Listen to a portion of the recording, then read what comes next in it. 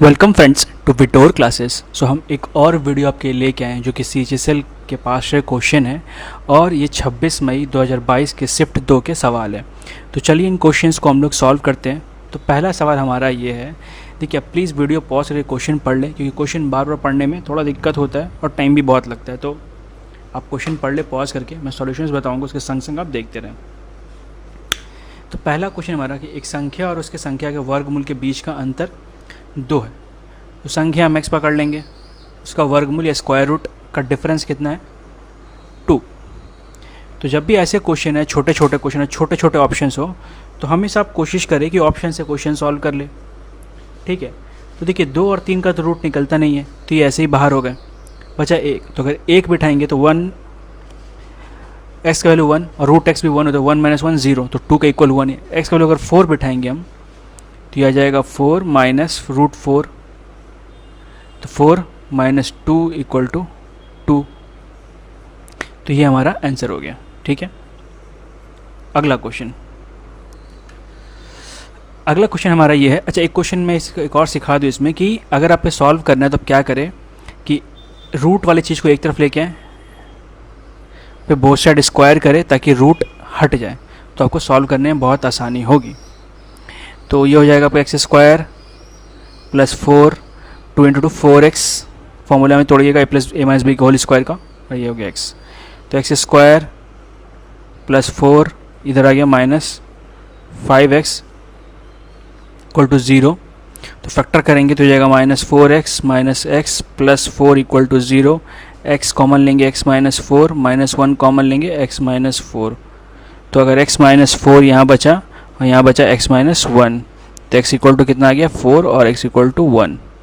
तो दोनों बैठा कर देख लेंगे, जो आंसर होगा वही सही हो जाएगा। ठीक है। अगला क्वेश्चन बोले हमें ये पता है, हमें वैल्यू किसका चाहिए, a square plus a plus 1/a plus a 1/a square का हमें वैल्यू चाहिए। तो अगर आपके क्वेश्चंस में a का वैल्यू यहाँ मिल जाता तो हम निकाल लेते हैं, बट a का वैल्यू हमें यहाँ पे मिल नहीं रहा है। तो अब हम यहाँ पे क्या करेंगे, उस तरीके से इसको हम लोग सॉल्व करने की कोशिश करते हैं। तो सबसे पहले देखिए कि हमारे पास, देखिए अगर हम इन दोनों को एक साथ लिखे तो a प्लस 1/a हो गया, और इन दोनों को साथ लिखे तो a square plus 1/a square हो गया। ठीक है। अब हमारे पास जो दिया उसको लिखते हैं a square minus 4a plus 1 equal to 0। तो जब भी आपको ऐसा चीज़ निकालना हो a प्लस 1/a ऐसे से, इस तरीके के इक्वेशन से, तो आप जिसमें a लिखा हो उसको दूसरी तरफ लेके चले जाएँ।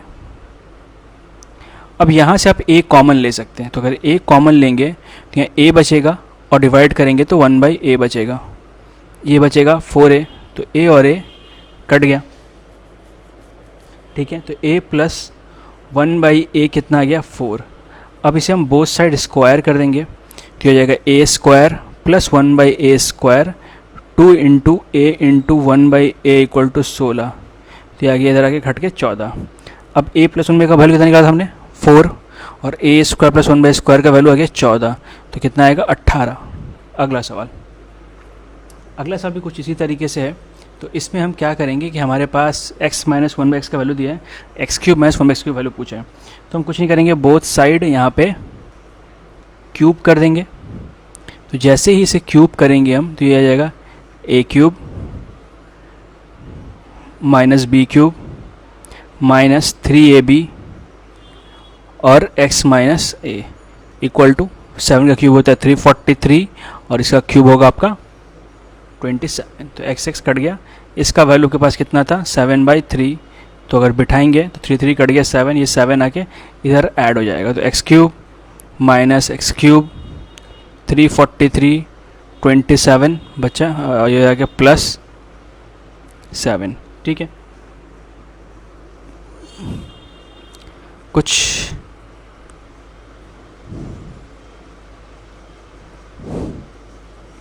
हाँ, तो सिंपल से ऐड करेंगे हम लोग तो आ जाएगा 532/27, जिसे हम लोग भाग करेंगे तो बचेगा 19 सही 19/27।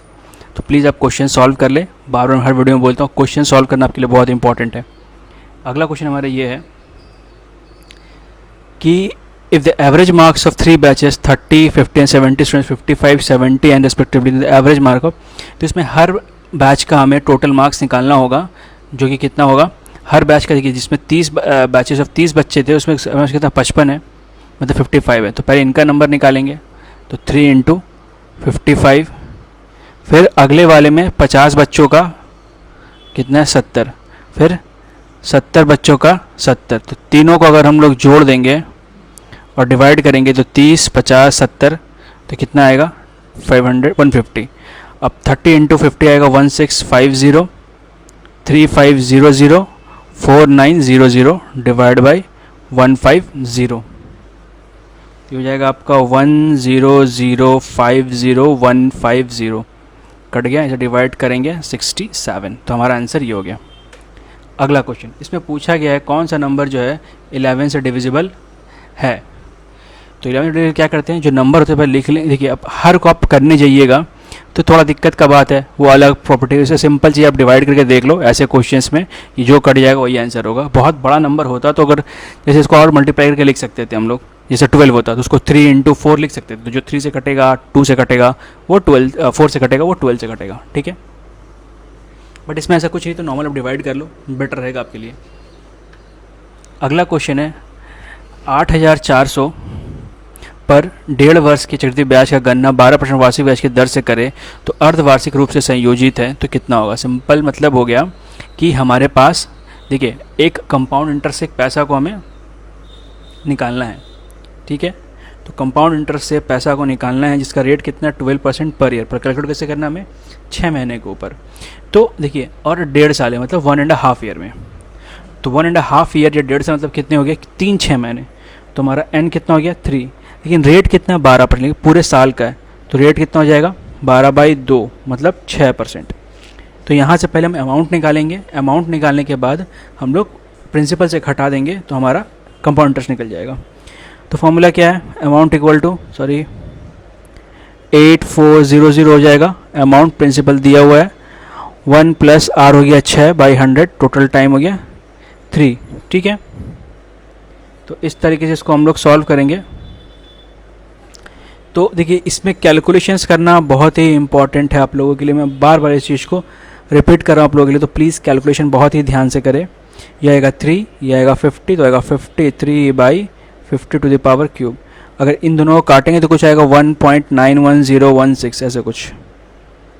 सिंस मेरे पास सॉल्यूशंस अवेलेबल है और मैं पहले भी करके देख चुका हूँ तो मेरे लिए ठीक है।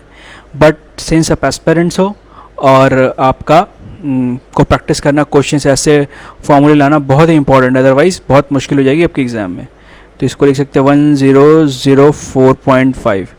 पहले कितना था 8400, तो अगर दोनों को घटा देंगे तो हमारा निकल जाएगा कितना आंसर आएगा, ठीक है। तो मेरा कंपाउंड इंटरेस्ट है। इंटरेस्ट कैसे निकालते हैं, अमाउंट में से प्रिंसिपल को हटा के। अगला क्वेश्चन, त्रिभुज A B C P Q R एक समरूप है। तो हमें बी सी का लंबाई दिया है, क्यू आर का लंबाई दी और पी क्यू का लंबाई दिया, तो ए बी का लंबाई ज्ञात करने को बोला गया है। तो सबसे पहले आप त्रिभुज बना लीजिए ए बी सी और ये हो गया आपका पी क्यू आर। तो A B C P Q R क्या क्या दिया हुआ है, बी सी दिया हुआ है, क्यू आर दिया हुआ है, पी क्यू दिया है, ए बी पूछे। तो जब भी दो त्रिभुज आपस में समरूप होते हैं तो हम लोग सिंपल लिख सकते हैं ए बी बटा पी क्यू बराबर बी सी बटा क्यू आर। तो ए बी हमें निकालना है तो ए बी को हम लोग एक्स पकड़ लेंगे, पी क्यू हमें पता नहीं है जो कि 6.25 है, बी सी हमें 5 पकड़ना है, क्यू आर हो गया 12.5। तो कटेगा ये 2 बार में और ये आ जाएगा आपका, सॉरी ये एक्स है नहीं, ये 2 से कटेगा 5, 2.5 पर में 2.5 हमारा आंसर हो गया। अगला क्वेश्चन, अगर बोल दिया एक्स टू वाई हमारे पास इतना है तो इसमें सिंपल सा वैल्यू बिठाइए, क्योंकि देखिए नॉर्मल एक्स टू वाई कितना 1:2। तो देखिए ऊपर नीचे दोनों का जो एक्स का पावर है और वाई का पावर है वो सेम है, तो हम लोग डायरेक्टली इसका वैल्यू सब्स्टिट्यूट कर सकते हैं। अगर पावर डिफरेंस होता है, मान लीजिए नीचे एक्स स्क्वायर होता तो इसके हम लोग सब्स्टिट्यूट नहीं करते, x equal to 1 y equal to 2। तो 2 इंटू 1 वाई हो गया 4 इंटू 2, 1 प्लस 4 इंटू 2, तो ऊपर आ गया 2 प्लस 8 10 और नीचे आ गया 9, तो 10:9 इसका आंसर। अगला क्वेश्चन, एक ट्रेन की गति 108 किलोमीटर प्रति घंटा है, ट्रेन द्वारा 11 सेकंड में तय की गई दूरी। तो इस सवाल में बस एक ही इम्पॉर्टेंट बात है, वो बात है कि हमें किलोमीटर प्रति घंटा से सेकंड में बदलना और मीटर पर सेकंड बदलना आना चाहिए। तो 108 को अगर हम लोग 5/18 से गुना करेंगे तो ये आपका मीटर थे 6 बार में कटेगा, ये आएगा 30 मीटर पर सेकंड। तो हमें स्पीड पता है, समय भी पता है, तो दूरी निकल जाएगी। दूरी कितना निकालेंगे? डिस्टेंस का फॉर्मूला क्या होता है? Speed into time. स्पीड हो गया मेरा 30, टाइम हो गया 11, तो 330। ठीक है, ऑप्शन नंबर डी। अगला क्वेश्चन,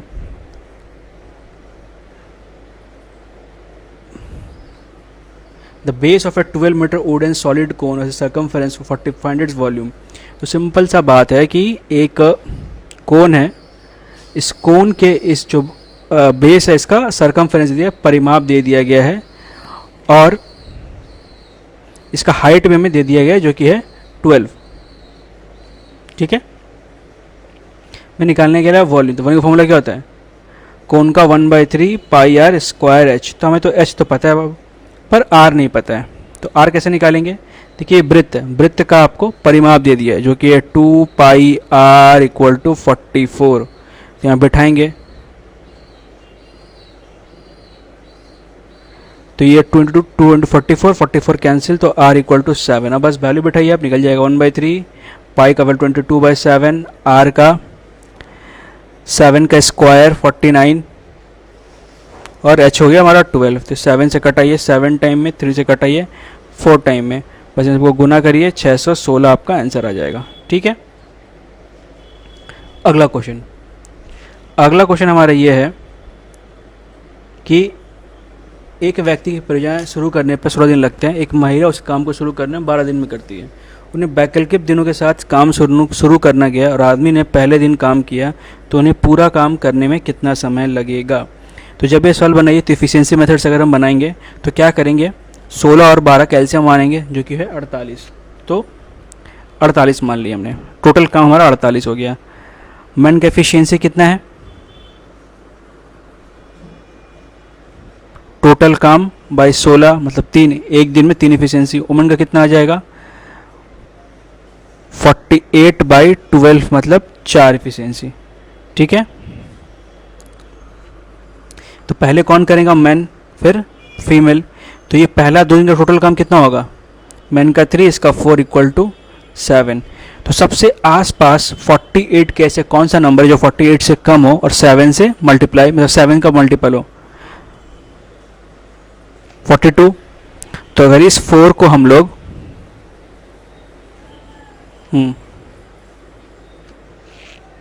इस 7 को अगर हम लोग 6 से मल्टीप्लाई कर दे तो 48 आ जाएगा। ठीक है, तो 48 से 42, तो 6 काम हमारे पास बच रहा है। ठीक है, 6 काम कब बच रहा है हमारे पास? जब आखिरी में वुमन ख़त्म कर रही है।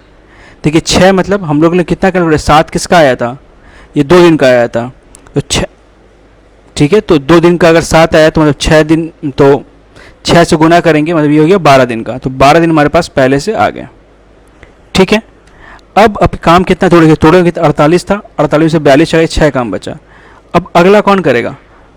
मैन करेगा, तो मैन 3 काम कर लेगा, तो एक और दिन जुड़ गया। लेकिन अभी भी आप देखें कि इस 6 काम में से 3 काम हो गया, 3 काम बचा हुआ है, तो ये 3 काम कौन करेगा? ये 3 काम करेगा आपका बी।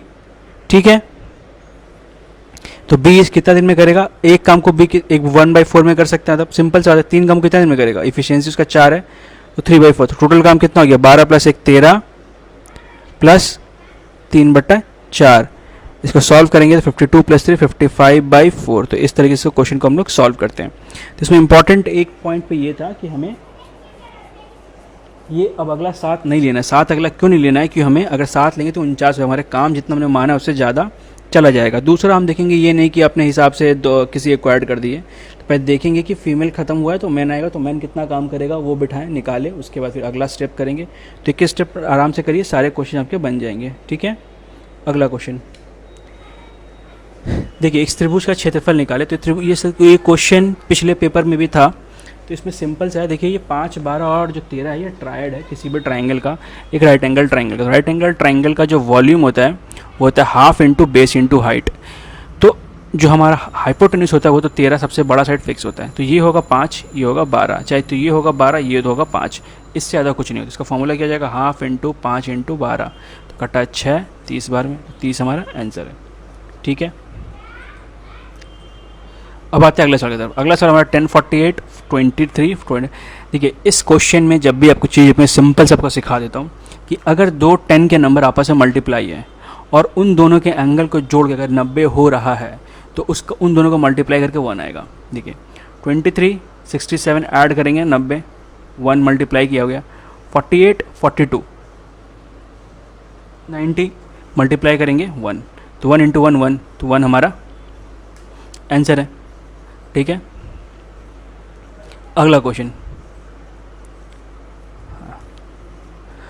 अगला क्वेश्चन है रोहन ने पहले 2 टेस्ट में 70 और 75 अंक हासिल किए। 70 अंक का औसत प्राप्त करने के लिए उसे तीसरे टेस्ट में कितने अंक प्राप्त करने चाहिए। तो देखिए उसमें 3 टेस्ट दिए हैं, पहला, दूसरा, तीसरा। इसमें कितना लाया है 70, इसमें लाया 75 और इसमें लाया मान लेते हैं x। तो टोटल मार्क्स कितने होंगे, इन तीनों को ऐड कर देंगे, या अगर हमको एवरेज पता हो तो एवरेज हमें दे दिया गया कि बोले 70 अगर उसे लाना हो एवरेज, तो 70 एवरेज लाने के लिए उसे तीनों 70 बनेगा, 70 इंटू 3 टोटल मार्क्स, तो ये भी टोटल और ये भी टोटल। तो फिर से अगर घटाइएगा तो आपका आंसर आ जाएगा कि क्या होगा इसका आंसर। ठीक है, तो 145 और तो कहते हैं 65, तो 65 इसका आंसर है। अगला क्वेश्चन, हर्ष ने 48,000 में एक स्कूटर खरीदा, उसने 15% हानि पर बेच दिया। उस पैसे से उसने एक और स्कूटर खरीदा और 22.5 के लाभ पर उसे बेच दिया, तो कुल हानि तथा लाभ प्रतिशत क्या होगा। तो हम सिर्फ ऐसे सोचते हैं कि खरीदा हर्ष 48,000 में एक स्कूटर खरीदता है, 15% हानि पर बेच दिया। ठीक है, तो 15% मतलब 85/100 इतना पे उसने बेच दिया। ठीक है, अब इस पर उसने कितना लाभ कमाया, 22.5। ठीक है, मतलब इस पे 22.5, तो 122.5/100 ये हुआ इसका नया दाम। ठीक है,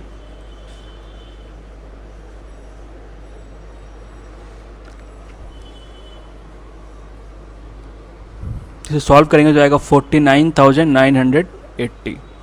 प्रॉफिट के खरीदा कितना था 48,000 में, तो प्रॉफिट 1980।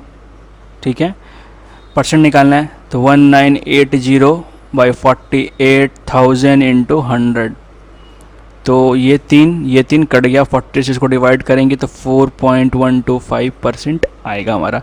आपसे मैं हर बार प्रे कर रहा हूँ या बता रहा हूँ कि प्लीज़ आप क्वेश्चन सॉल्व करें, आंसर फाइनल लेके आएँ, क्योंकि बिना आंसर के CHSL में कोई मतलब नहीं है। आपको आसान क्वेश्चन मिलेंगे बट जो कैलकुलेशन पार्ट होगा वो टफ होगा।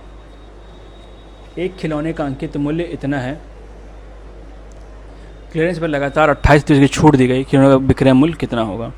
तो जब भी ऐसे क्वेश्चंस रहे आप तो इसे नॉर्मल तरीके से सॉल्व कर ले कि देखिए 4,875 था, कितना छूट मिला 28, तो बचा कितना 72/100, और इस पर कितना छूट मिला 30, तो 70/100। तो इन पूरे को सॉल्व करेंगे तो 2457 आएगा इसका आंसर। अगला क्वेश्चन, वह राशि ज्ञात कीजिए जो 15% बढ़ाने पर 19,320 हो जाती है। तो सिंपल से एक राशि मान लेते हैं x, कितना बढ़ाया गया 15%, तो 115/100 बराबर 19,320। ठीक है, देखिए क्वेश्चंस बहुत आसान से ये सब, तो आराम से इसको हम लोग सॉल्व कर सकते हैं। तो x इक्वल टू कितना आ जाएगा 13920 इंटू 100/115, तो आएगा 16,800। तो ये हमारा आंसर हो गया। अगला क्वेश्चन बोला गया 25% और 10% क्रमिक छूट के बाद एक शर्ट को 480 में बेचा गया, तो उसका मूल्य, शर्ट का मूल्य क्या होगा। तो x मान लेंगे, कितना छूट दिया गया 25%, तो बचा 75%, फिर कितना छूट दिया गया 10%, तो बचा कितना 90%, इसके इक्वल टू कितना आ रहा है 480। ठीक है, ये हमें बोला गया, तो हमें x बेसिकली यहाँ पे निकालना है। ठीक है, तो इसे हम लोग किस तरीके से सॉल्व करेंगे, तो लगभग ये x इक्वल टू हमारा, देखिए आप काट सकते हैं इसे 4 बार में 25 से 3 बार में, ये 0 0 कट गया, अब और तो नहीं कटेगा। ऐसे 3 से हम लोग 480, 3 से ये काट सकते हैं, 160, अब तो नहीं कटेगा, तो x इक्वल टू कितना आ गया 160 इंटू 4/9, तो हो जाएगा 711.1, तो इसको अप्रॉक्सीमेटली हम लोग लिखते हैं 711, ठीक है। तो इस तरीके से इसको भी हम लोग सॉल्व कर लेते हैं।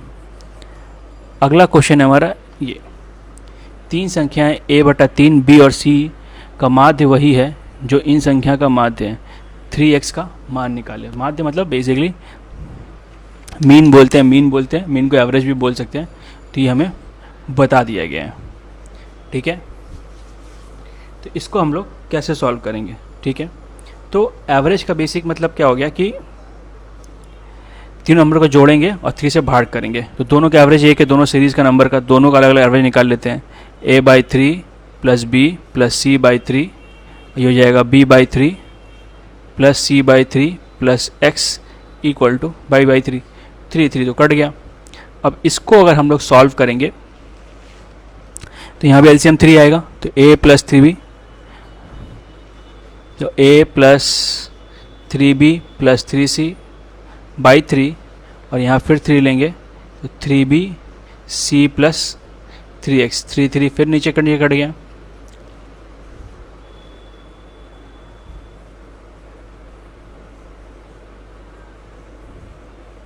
हाँ, तो यहाँ से अगर हम लोग सबको इधर लेके चले आएंगे तो 3x इक्वल टू हो जाएगा a plus 2b plus 2c, ठीक है।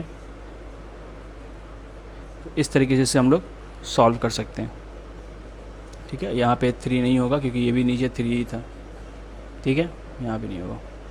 तो ऐसे इसको हम लोग सॉल्व कर सकते हैं। अगला क्वेश्चन हमारा ये है, एक कक्षा में लड़कों की संख्या लड़कियों की तुलना में अनुपातित है। 30 लड़के और 20 लड़कियाँ परीक्षा उत्तीर्ण की तो उत्तीर्ण करने वाले छात्रों के प्रतिशत क्या होंगे। तो ऐसे क्वेश्चन आप 0 मान के थोड़ा बनाए तो ठीक रहेगा। तो लड़के मान लेते हैं 110 हो गए और लड़कियाँ 90 हो गई। कितने लड़कों ने किया है 30%, तो इसका 30% निकालेंगे, 110 का 30% निकालेंगे अगर हम लोग, तो ये कट गया, तो आया 33%।